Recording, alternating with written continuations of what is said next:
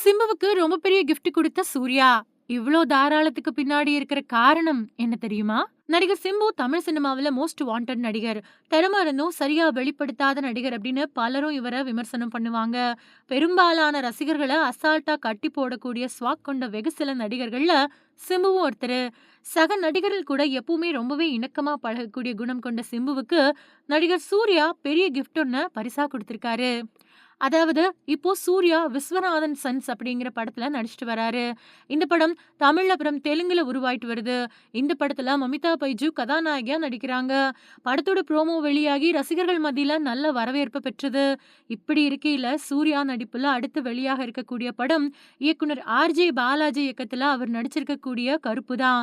இந்த படத்துல த்ரிஷா கதாநாயகியா நடிச்சிருக்காங்க.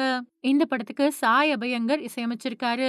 படத்தோட டீசர் அப்புறம் ஒரு பாடல் வெளியாகி நல்ல வரவேற்பு பெற்றிருக்கு. இப்படி இருக்கையில கருப்பு படத்தோட ஓப்பனிங் சாங்க நடிகர் சிம்பு தான் பாடியிருக்காராம்.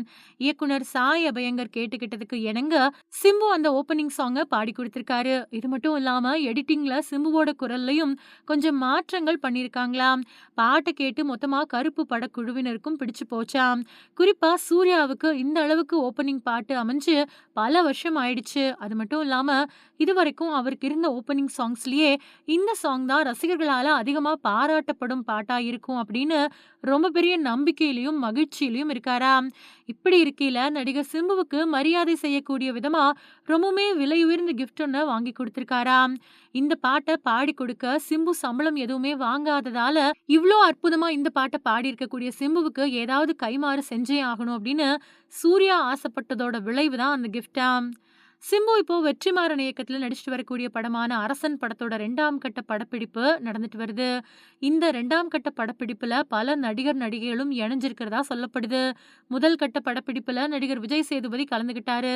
இவங்க 2 பேரும் ஏற்கனவே செக்கச்சிவந்த வானம் படத்துல நடிச்சிருக்காங்க அப்படிங்கிறதும் குறிப்பிடத்தக்கது.